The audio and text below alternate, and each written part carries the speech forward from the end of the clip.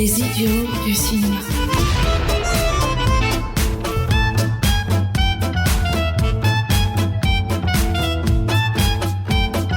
Wait a minute, you don't have a microphone? I mean, a headset.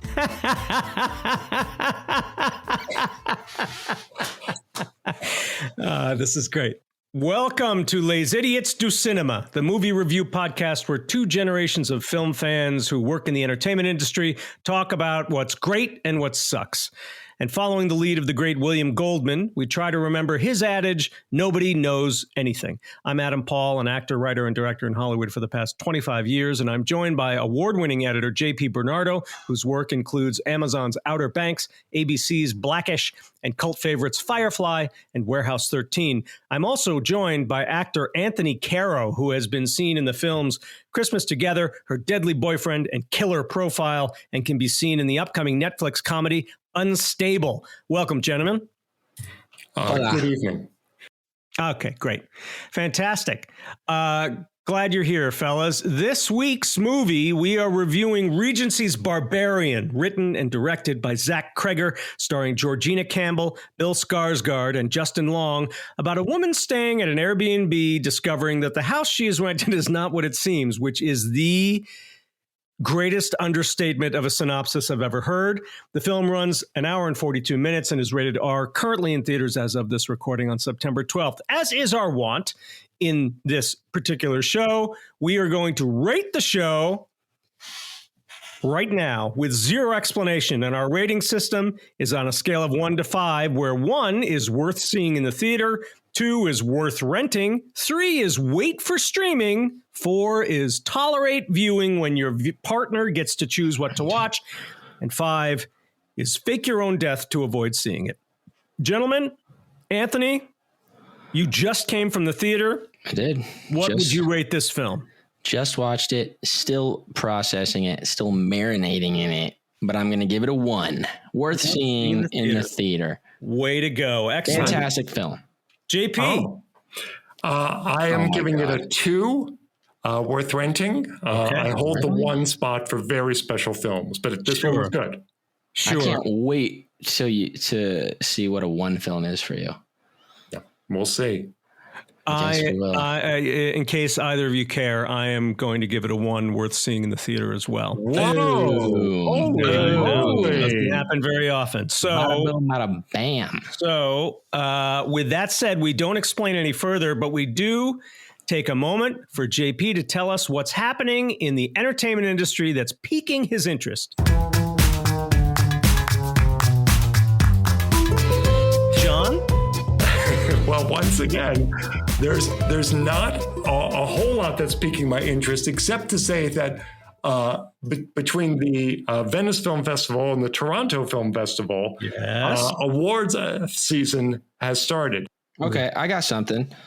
How about we talk about the Harry Styles drama? That seems to be pretty big stuff right now.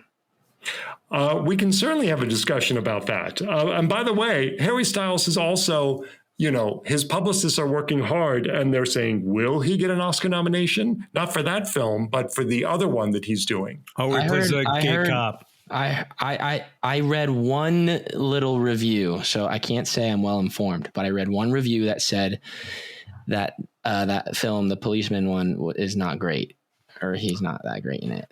Right, but you'll see it.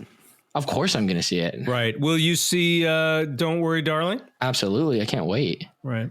Oh, I can wait. Yeah, I can kind of wait myself just from what I've heard. Well, good. I hope it lives up to your expectations. We'll never know on this program.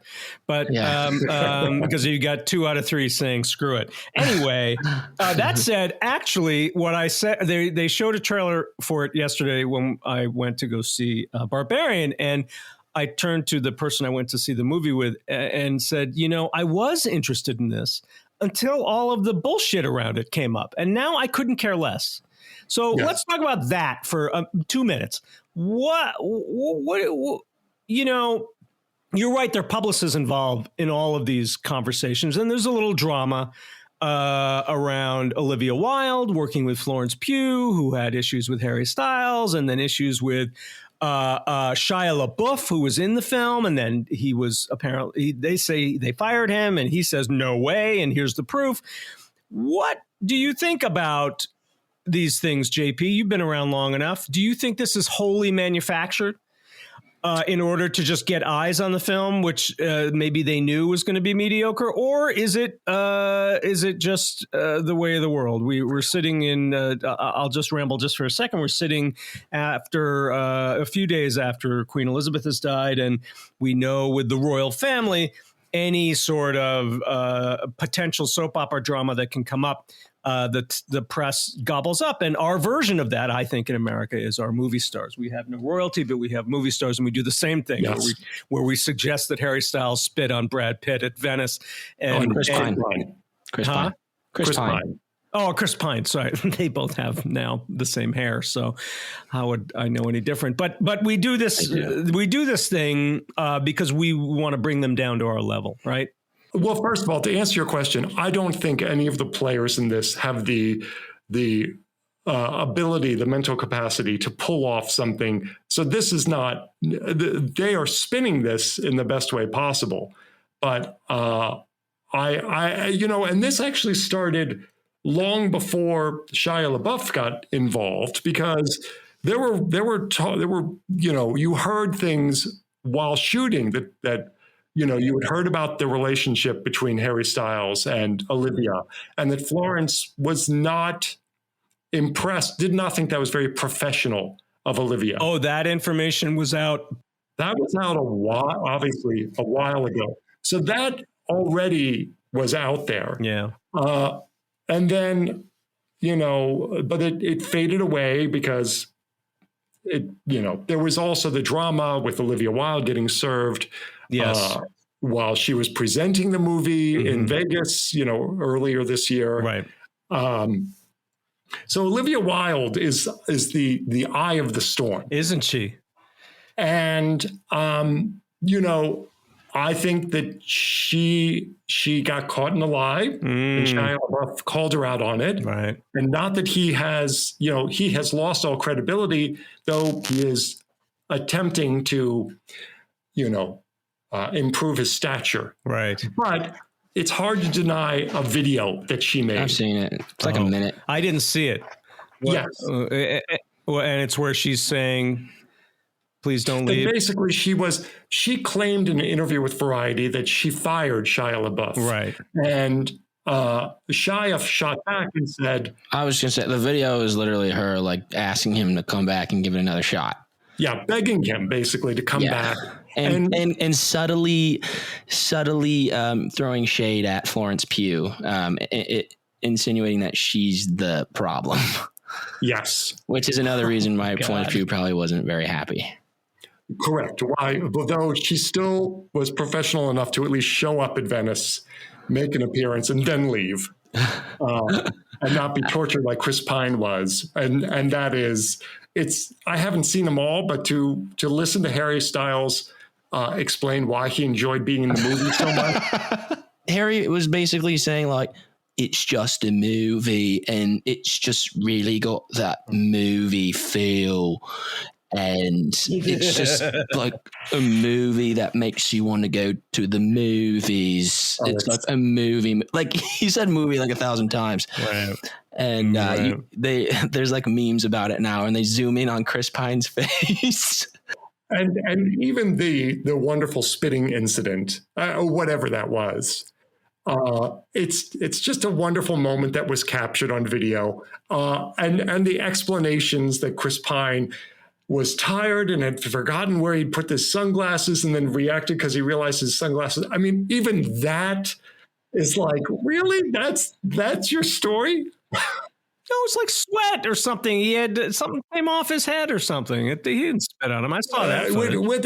Whatever it was, the publicists in charge did a horrible job of handling it. And this story of the sunglasses to explain his behavior, in my opinion, only made it worse. because then there are longer videos and he literally has the sunglasses on his head. He takes them off, puts them in his lap, and then picks them back up. And they're like, no, he was tired and he forgot it where his sunglasses. I was like, what? It's such a hard life. It is. But so what do you think about I genuinely, I'd see it if all of this bullshit hadn't happened. JP, I think you're not going to see it because you've heard it's just boring as hell. But No, I didn't what do you hear think that. about? I'm not going to see it. All of this has put a bad taste in my mouth. Right. And it makes me less interested in seeing the film. Also, I've seen the trailer on every single movie. So I've seen the trailer about 25 times. And I'm done. I'm done with all the images. I'm done with all of it. I could care less. Wow. They just oversaturated you. For me, yes. Anyway, I think it's interesting. When does it open? This coming weekend? Who knows? Anthony? I think next Friday. All right. Well, it'll be interesting to see what the numbers were like. Yeah. All right. That's our industry roundup.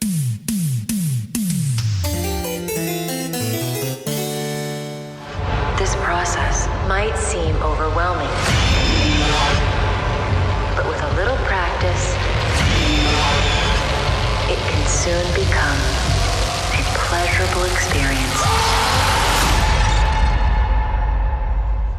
This is perfectly natural. So this is a good time to warn you that our mouths have no filters, and very likely we will spoil some part of this film at some point.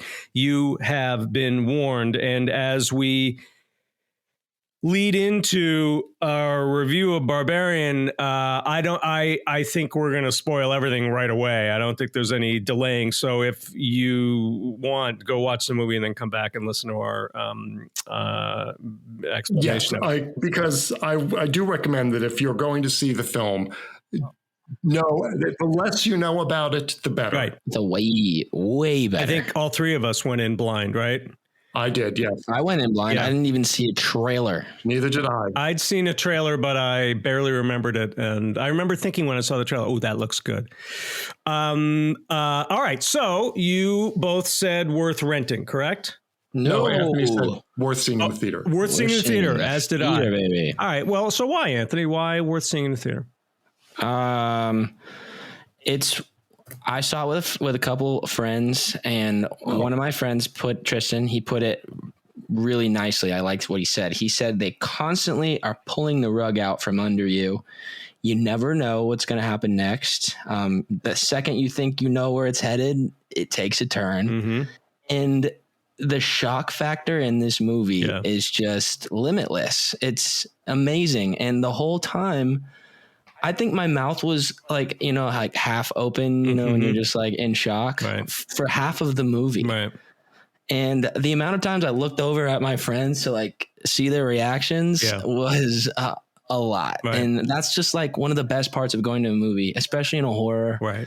And I just think as a horror movie, it did exactly what it's supposed to do and then some. And I had an amazing time watching it with my friends and just like watching it as an actor and as a movie lover and just as a person who likes being told the story. I genuinely had a fun time. It was like a roller coaster of a movie, and I laughed a ton. It was really funny. Like Justin Long was hilarious in the movie. He's very funny. If you know, really funny. If you know any actors, he's very funny. He's doing a very good job. It's great. It's perfect. And I don't know. The comedic relief was really well placed and well done. And as you guys know, it didn't come in till like halfway through the film, and it was like super jarring and weird. Very jarring, yes. But that was what made it awesome. The film takes a right turn, and you think, or a left turn, and it takes a left, right, ziggity zaggity turn. Right. You are, what the hell is going on? Right. What happened to our heroes that we just invested in? I don't know a movie that's done that, like something like that. I can't recall a movie. Tarantino does it all the time, but we trust him and we know him. I think it comes. He does do a good job from of that world. But it does. It's a neat trick because it certainly keeps you on the edge of your seat. And it's really well done. I'm not I'm not a filmmaker, but I imagine that would be a tricky thing to pull off, and they really did it. They pulled it off. Yeah. Nice. JP? Yeah, it subverts your expectations. Critic lingo. Go on. Subverts your expectations. And as Anthony correctly pointed out, just when you think you know what's going to happen next, it completely does something different. And really, like the casting really was key in this, because not only do you have Justin Long, who in general you like, and the character he portrays is the barbarian in it. Like, he's the worst. Right. Like, wow. I didn't even put that together. That's such a good point. That's what I figured when I walked out. I was like, he's great. the barbarian. My God. That's perfect. Yeah. Yes. And Bill Skarsgard, who was the clown in it. Right. So he's the creepiest, like the minute you see him. Oh, yeah. Like, and honestly, they set it up that way. They set him up to be creepy. They do set it up, but they do it in an intelligent way that if you watch it again, because the whole setup is, the whole setup is that she booked an Airbnb. Somebody else was already there. He had booked it through a different company, and he offers to let her stay the night. And she's very legitimately suspicious. And that's wonderful, because she's not acting like an idiot. And through the whole thing, you're like, don't trust this guy. He pours her a drink. She doesn't drink it. You're like, she's doing everything right. And at the same time, you're like, I just don't trust him, because he's the clown from It, among other things. He's also got a creepy, like, he's got a look. He's got not creepy. He's got an interesting look that lends itself to being like, oh, this dude's definitely bad news. Right. Which is perfect. Like you said, casting. Yeah. I read an interview with the director where he said, they were making choices on the set, and they wanted Skarsgård to be as nice, just lean into being nice. That's all he had to do. And that is all. It's very, in many ways, it's a very simple movie. Yeah. Right? It's a simple enough plot. But that's such a surface level, much like the house in which it mostly takes place, which is very simple as well. It's there's something underneath it that is troubling. But I like that idea of leaning into nice and letting and by the way, I didn't know he was the clown in It. Really? I knew the name, but I didn't. I again went into this blind, not even knowing who was in it or who was attached or what. His face is so recognizable, though. No, I didn't remember he was the clown till three-quarters through it. And I was like, oh, that's right. Really? Oh, right. Yeah. Well, 3/4 of the way through, he was no longer in the movie. That's true. No, that was another jump scare. Wow. That was totally unexpected. That was up to that point, I still didn't trust him. Like, me either. I thought he was bad because he was telling her to go toward the darkness. I was like, wait, what? Yeah, I mean, we live in the age of Jordan Peele now too, and I think you can't ignore the larger racial implications of what's going on. Or maybe that's just me, but I'm not trusting him because the damsel in distress is a young black woman who I didn't even think about that. Who we're immediately empathizing with. And he is a very good looking college boy, right? White college boy. And there's reason enough to distrust that guy there. What else, JP? Well, Anthony talked about the humor in it, and Justin Long provided all that, but it was fascinating. They discover that there's underground rooms and more underneath the house. And whereas when you were with the girl at the beginning, you're terrified of this. The Justin Long character explores the same area, and you're laughing like crazy, and you're not nervous, because of the way they set it all up and everything. I'm being a little vague this time. Right.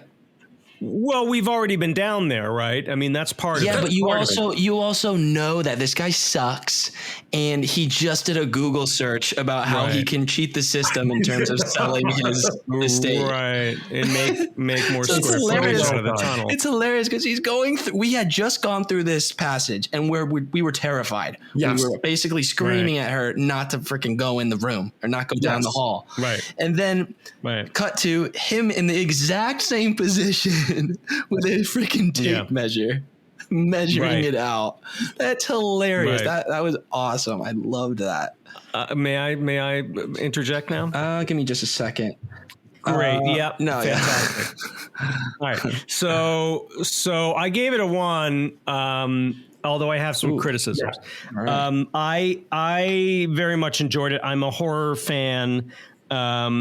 And I love a simple. Let me just quickly setup. interject. I'm not a horror fan, so I just want to throw that out.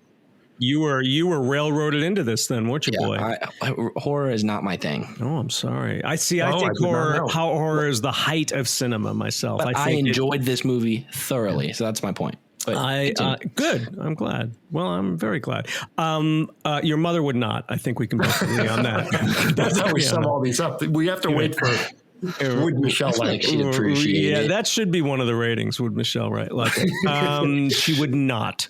I think she'd appreciate that said, it. I told her the entire plot when I got home, and she immediately dissected it in terms of mother-daughter relationships, which this film has in spades and is very interesting, and maybe could have even leaned further into it. However, ironically, the mother is played by a man.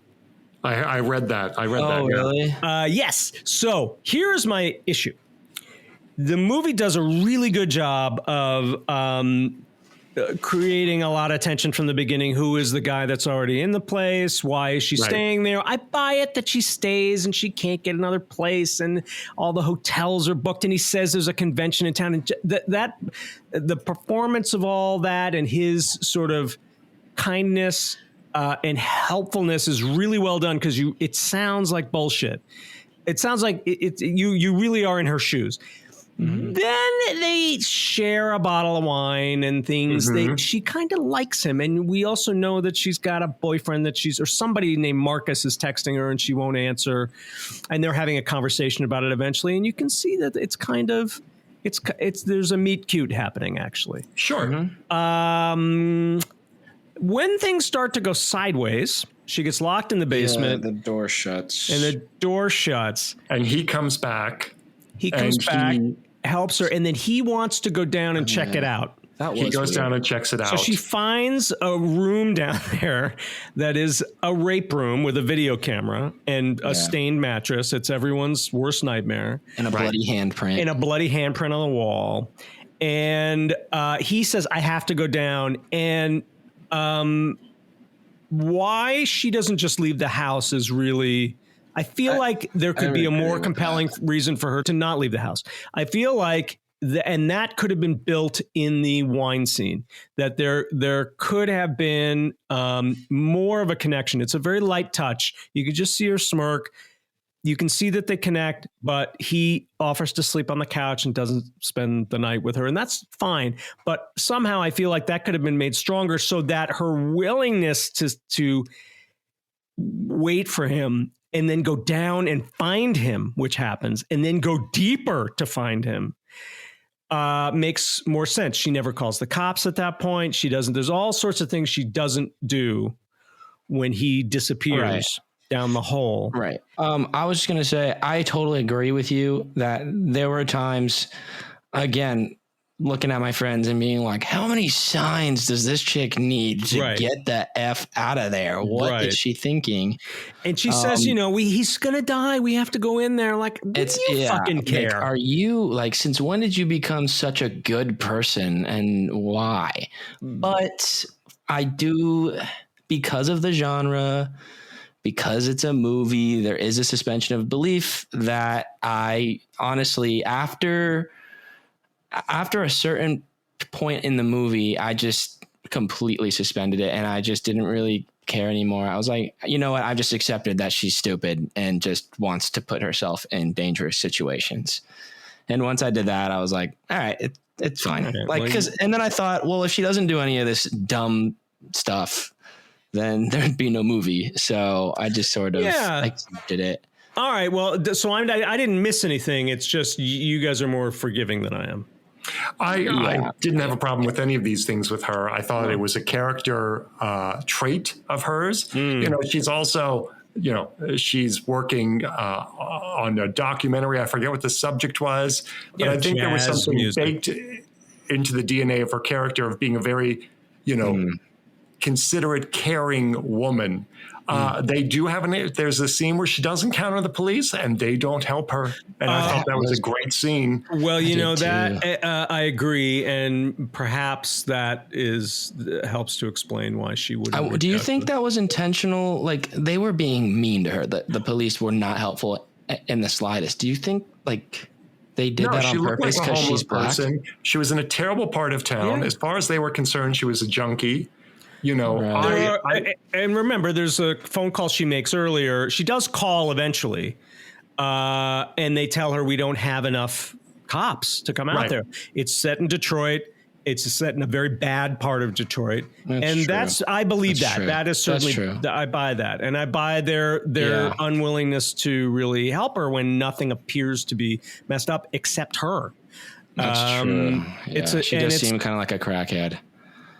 If you were a cop who was overworked, yes. So there is that level of it, which I really appreciate, just sort of the racism element and the family element. I mean, there's another sequence in this film that's very bold and cuts away to a flashback in the past and explains the history of why this. Oh, we haven't explained what the monster is in it, but the monster is an inbred grown woman who is murderous and wants only to nurse a baby of any human type. Yes, it's a very rare film, or that is able to give such a compelling backstory to the villain, and I use air quotes there, where you suddenly understand why they are the way they are, and then you develop compassion. It's part of why I love Sweeney Todd also. There's the whole explanation as to why he is slitting the throats of everyone in London. Right. You're rooting for him a little bit. I have another thing. Why does the bad guy kill himself? Well, I mean, wouldn't it be better if he's caught? Because Justin Long says to him, like, I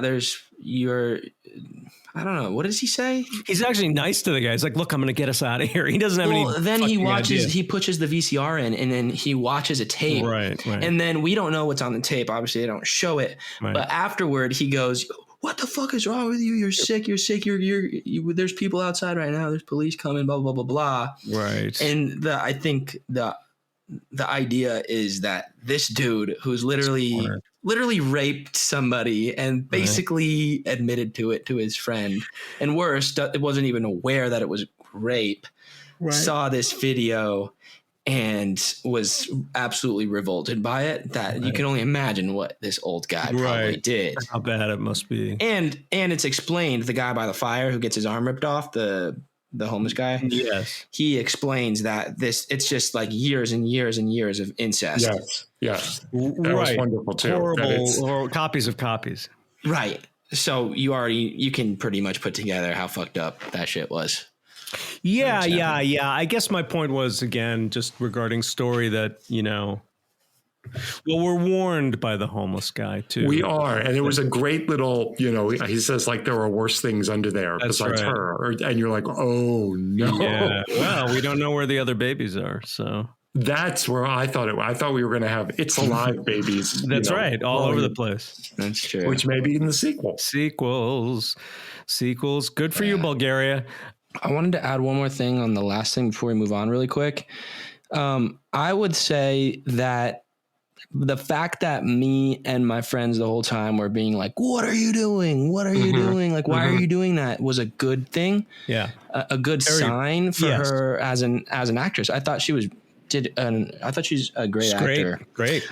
And the fact that she found a way to justify these ridiculous actions that we would probably never do if we were put in the same situation. Yeah, you buy it for sure. I 100% bought it. Otherwise, I would have checked out and been like, bad actor. I'm not believing a thing she's doing. This makes no sense. But I did believe that the character was making these choices, which made me frustrated at the character, which I think is the goal, or the filmmaker's goal, rather than me being frustrated at the actor for, I'm not frustrated at the actor. I'm frustrated at the writing. I'm frustrated at the writing because I feel like you can dig. But it's also fun to be like, no, don't go in there. Well, it's the classic horror movie trope. I'm going to defend the writing. If you want to get frustrated at the writing, you take a look at Beast. That's where people are doing stupid things just to keep moving the plot along. Agreed. We're picking on a character trait that they chose, and buy it or sell it. They or believe it or not. Sorry, but that was her. That's and I didn't have any problem with that. And I was, listen, that's who she is. She's a bleeding heart. God, it's going to get her killed, but that's who she is. Fair. All right. Okay. I think you both make fair points. Thank you, Anthony, for keeping the peace. The movie actually stopped being scary for me the second time we encounter the mother. Right. I saw a little too much of the mother. Right. And in doing so, I wasn't frightened of her. It was interesting to me that I don't know what you're talking about. I was pretty frightened. That's fascinating. We are all coming a little more than a week off of seeing Jaws together in IMAX, where the creation of a classic horror movie or monster movie technique was born, which is show as little of the monster as possible, used to great effect in Alien. Right. And I agree, JP, that we could have seen a little less of her and it would have made her more scary. By the time she bursts through the wall of the water tower, which is a very funny moment, and rips the arm off the homeless guy and then beats him to death with it. Obviously, amazing choices that make you realize, I'm now in a third movie.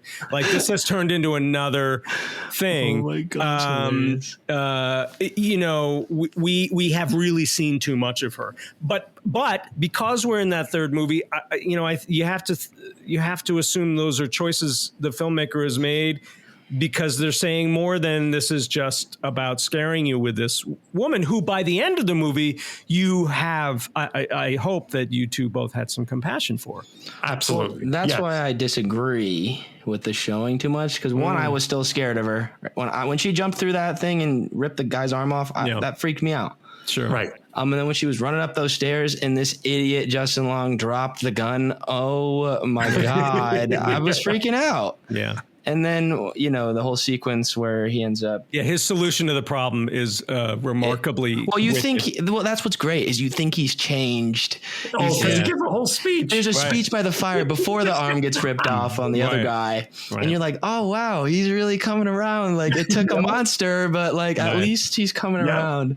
And then the second he's put into a dangerous situation again, he flips and puts the girl under the bus. Yeah, he'll throw anybody. He'll literally throw anybody. Hilarious. That's hilarious. It's great. You remind me of that speech, and I just want to go back to a thing where early on he comes to Detroit after he gets some bad news about his career to sell the property he owns, and the conversation he has with his buddy in the bar is well done. So good. Where he basically explains how the rape that he's been accused of, he is absolutely guilty of, but it's kind of her fault. He basically the guy basically goes, all right, man, level with me. Right. What actually happened? And I guess people have seen it by the time they've listened to this, but he's a movie star who gets canceled. He's like, level with me, what happened? And he basically explains step by step what a rape is without actually saying the word rape. Right. And says, it's no big deal, right? Right.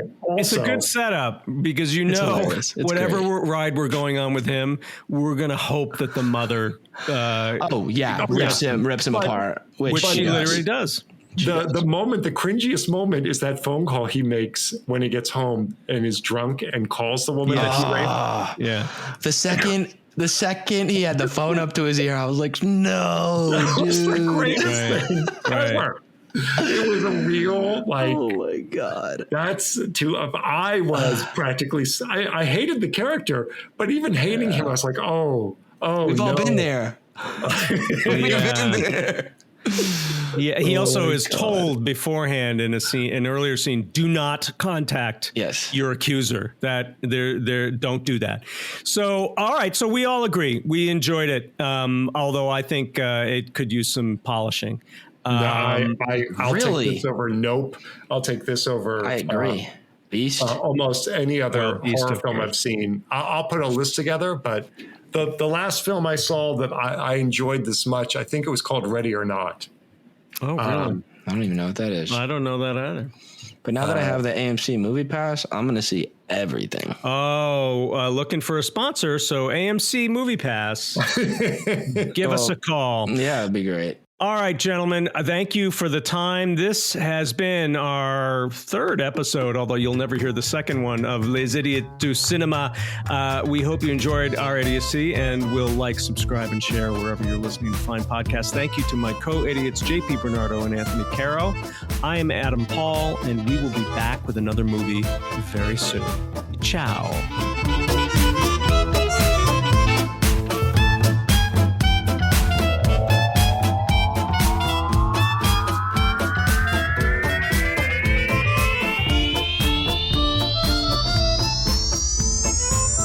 Les idiots du cinéma.